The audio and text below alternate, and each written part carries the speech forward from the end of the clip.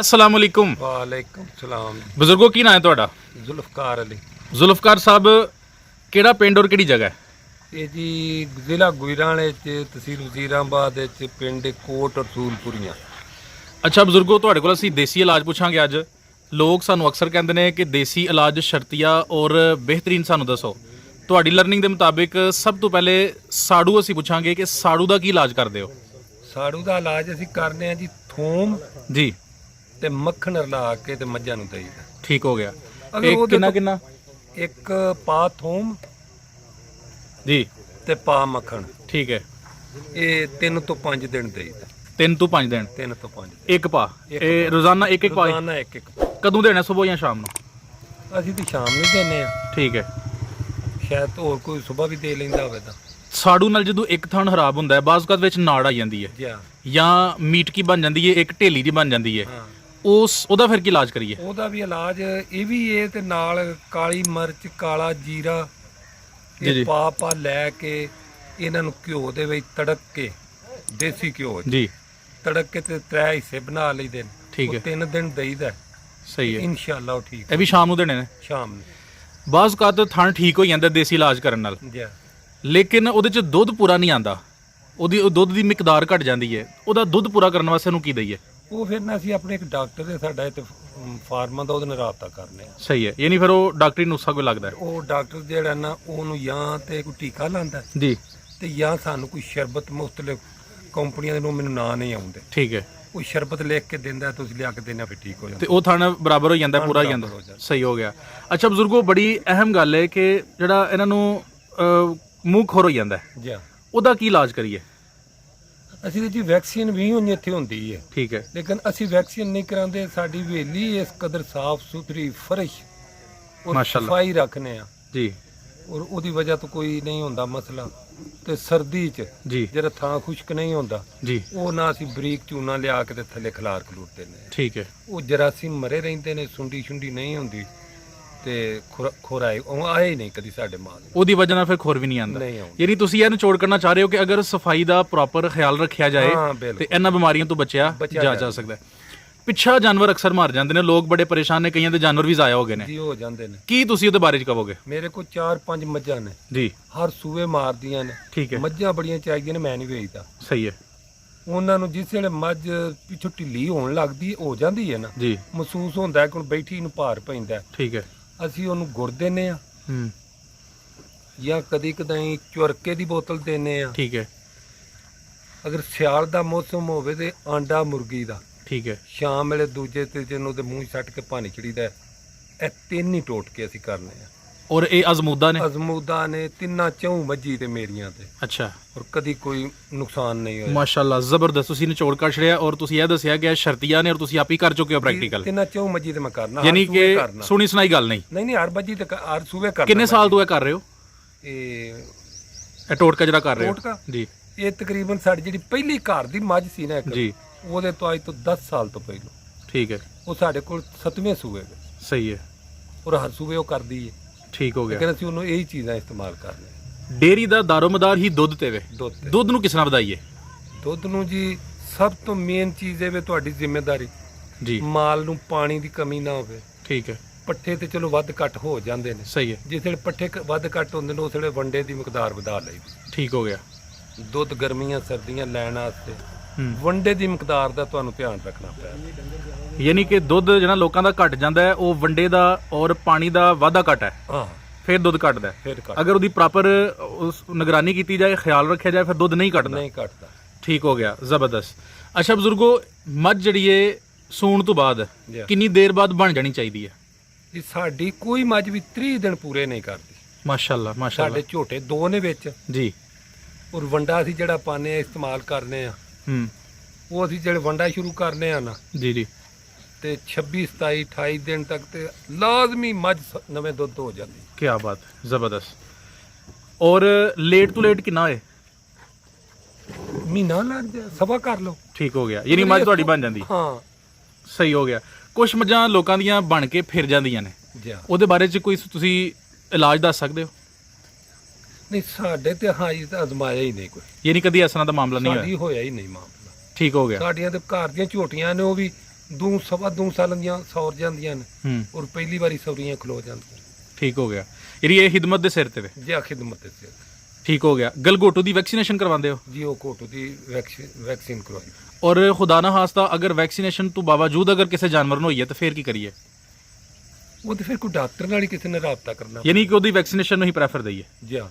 ਬਾਅਦ ਬਾਅਦ ਕਿਰਮ ਕੁਛ ਕਰਨ ਵਾਸਤੇ ਨੁਸਖੇ ਜਿਹੜੇ ਨੇ ਲੋਕ ਲਾਉਂਦੇ ਨੇ ਯਾਨੀ ਇਹਨਾਂ ਦੇ ਕੀੜੇ ਜਾਨਵਰਾਂ ਦੇ ਵਿੱਚ ਬਣ ਜਾਂਦੇ ਨੇ ਬਾਡੀ 'ਚ ਹਾਂ ਤੇ ਇਸ ਤਰ੍ਹਾਂ ਦਾ ਕੋਈ ਮਾਮਲਾ ਪੇਸ਼ ਆਇਆ ਤੁਹਾਨੂੰ ਹਾਂ ਜੇ ਹੁੰਦੇ ਨੇ ਉਹਦੇ ਨਾਲ ਇੱਕ ਉਹ ਡਵਰਮਿੰਗ ਹੁੰਦੀ ਹੈ ਜੀ ਉਹ ਕਰਾਈ ਦੀ।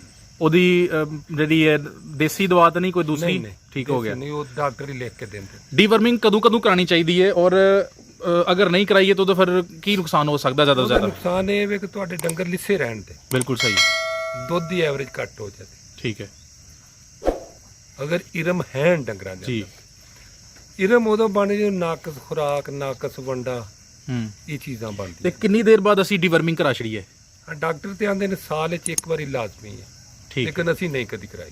ਅੱਛਾ ਅਸੀਂ ਨਹੀਂ ਕਰਾਂਦੇ ਕਿਉਂਕਿ ਤੁਸੀਂ ਦੱਸ ਰਹੇ ਹੋ ਕਿ ਸਫਾਈ ਦੇ ਨਿਜ਼ਾਮ ਤੁਹਾਡਾ ਅੱਛਾ ਹੈ। ਸਫਾਈ ਦੇ ਅਸੀਂ ਪੱਠੇ ਵੀ ਬੜੇ ਸਾਫ਼ ਸੁਥਰੇ ਪਾਣੇ ਆ। ਸਹੀ ਹੈ ਕੋਈ ਗੰਦੀ ਚੀਜ਼ ਇਹ 24 ਘੰਟੇ 'ਚ ਇੱਕ ਵਾਰੀ ਖੁਰਲੀਆਂ ਸਾਡੀਆਂ ਤੁਸੀਂ ਵੇਖੋ ਇਸ ਤਰ੍ਹਾਂ ਘਰਾਂ ਦੇ ਫਰਸ਼ ਹੁੰਦੇ ਨੇ ਕਮਰਿਆਂ ਦੇ ਜੀ ਜਿਵੇਂ ਸਾਡੀਆਂ ਖੁਰਲੀਆਂ ਦੇ ਨੇ, ਔਰ ਉਹ ਵੀ ਝਾੜੂ ਨਾਲ ਸਾਫ਼ ਕਰਨੀਆਂ।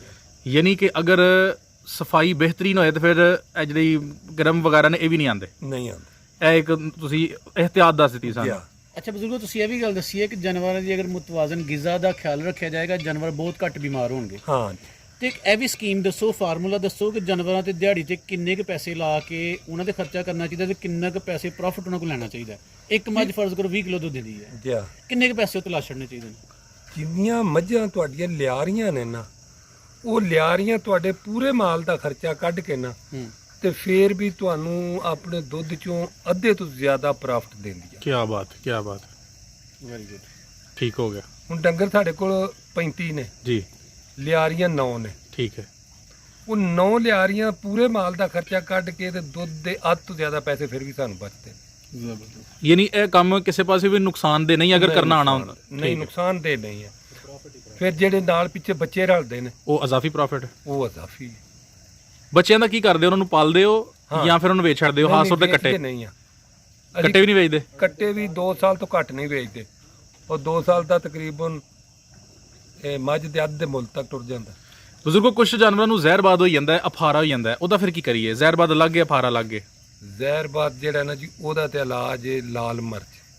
ਕਿਸ ਤਰ੍ਹਾਂ ਔਰ ਕਿੰਨੀ ਅਸੀਂ ਤੇ ਇੰਜ ਕਰਦੇ ਜੇ ਪੱਠੇ ਪਾਣੇ ਆ ਨਾ ਜੀ ਤੇ ਚੂਰਾ ਮਿਰਚਾਂ ਲਿਆ ਕੇ ਉਹਨਾਂ ਦੇ ਵਿੱਚ ਥੋੜਾ ਨਿੰਮਕ ਰਲਾ ਕੇ ਜੀ 2 ਮਗਰੀਆਂ ਪੱਠੇ ਪਾਏ ਖੁਰਲੀ 'ਚ ਉੱਤੇ ਥੋੜੇ ਮਿਰਚਾਂ ਧੂੜ ਦਿੱਤੀਆਂ।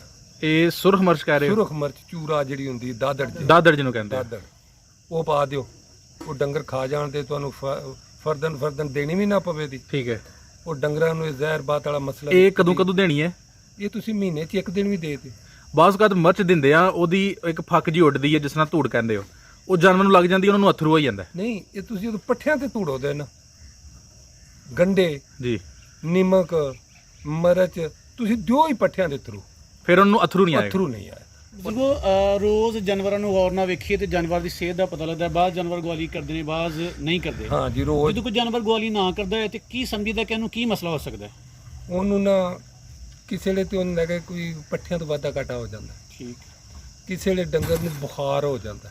ਜੀ ਬੁਖਾਰ ਜਿਸ ਵੇਲੇ ਹੋ ਜਾਂਦਾ ਫਿਰ ਵੀ ਡੰਗਰ ਉਗਾਲੀ ਨਹੀਂ ਕਰਦਾ। ਸਹੀ ਹੈ ਤੇ ਬੁਖਾਰ ਦਾ ਪਤਾ ਚੱਲ ਜਾਂਦਾ ਫਿਰ ਉਹਦੇ ਮੂੰਹ 'ਚ ਹੱਥ ਪਾਈਦਾ ਹੂੰ। ਨਾਲ ਦੂਜੀ ਮਾਈ ਦੇ ਮੂੰਹ 'ਚ ਵੀ ਹੱਥ ਪਾਓ ਤੇ ਤੁਹਾਨੂੰ ਪਤਾ ਚੱਲ ਜਾਂਦਾ ਕਿ ਇਹਨੂੰ ਬੁਖਾਰ ਹੋ ਗਿਆ।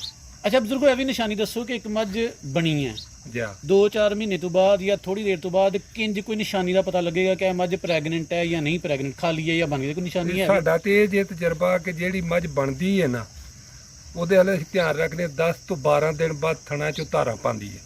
ਠੀਕ ਹੋ ਗਿਆ 3 ਦਿਨ ਧਾਰਾਂ ਪਾ ਕੇ ਛੱਡ ਜਾਏ ਤਾਂ ਅਸੀਂ ਅਨੇ ਖਲੋ ਗਈ ਹੈ। ਸਹੀ ਹੋ ਗਿਆ ਤੇ ਜਿਹੜੀ ਧਾਰਾਂ ਪਾਏ ਦੀ 15 ਦਿਨ ਤੋਂ ਬਾਅਦ ਹੂੰ ਉਹ ਸਮਝਾਂਦੇ ਨਹੀਂ ਖਲੋਤੀ ਉਹ 21-22 ਦਿਨ ਤੋਂ ਬਾਅਦ ਫਿਰ ਸੌਰ ਜਾਂਦੀ। ਸਹੀ ਹੈ। ਸੱਜਰ ਸੂਈ ਮੱਝ ਨੂੰ ਕੀ ਪਾਣਾ ਚਾਹੀਦਾ। ਅਸੀਂ ਤੁਹਾਨੂੰ 1 ਹਫ਼ਤਾ ਨਿਰੇ ਪੱਠੇ ਪਾਉਂਦੇ ਅੱਛਾ ਆ ਪੱਠਿਆਂ ਤੋਂ ਇਲਾਵਾ ਕੁਝ ਨਹੀਂ ਦਿੰਦੇ ਤੇ ਹਫ਼ਤੇ ਤੋਂ ਬਾਅਦ ਉਹਨੂੰ ਫਿਰ 1 ਹਫ਼ਤਾ ਗੁੜ ਦੇਈਦਾ ਅੱਧਾ ਕਿਲੋ ਰੋਜ਼ਾਨਾ। ਉਸ ਤੋਂ ਬਾਅਦ ਵੰਡਾ ਸ਼ੁਰੂ ਕਰ ਦਿੰਦੇ। ਇਹ ਗਰਮੀਆਂ ਵਿੱਚ ਵੀ ਸਰਦੀਆਂ ਵਿੱਚ ਵੀ ਵੰਡਾ ਗੁੜ ਤੇ ਜੀ ਗਰਮੀ ਸਰਦੀ ਭਾਵੇਂ ਕਿਹੜਾ ਮੌਸਮ ਗੁੜ ਜਾਨਵਰ ਲਈ ਫਾਇਦੇਮੰਦ ਹੈ। ਤੇ ਗੁੜ ਕਹਿੰਦੇ ਨੇ ਗਰਮ ਲੱਗਦਾ ਇਹਨਾਂ ਨੂੰ ਗਰਮੀ 'ਚ, ਨਹੀਂ ਜੀ ਨਹੀਂ ਅਗਰ ਉਹ ਪਾਣੀ 'ਚ ਪਾ ਕੇ ਦਈਏ ਕਿ ਇੰਝ ਹੀ ਦੇਣਾ ਵਾ? ਨਹੀਂ ਨਹੀਂ ਫਿਰ ਗਰਮ ਨਹੀਂ ਲੱਗਦਾ? ਗਰਮ ਹੈ ਹੀ ਨਹੀਂ ਗੁੜ।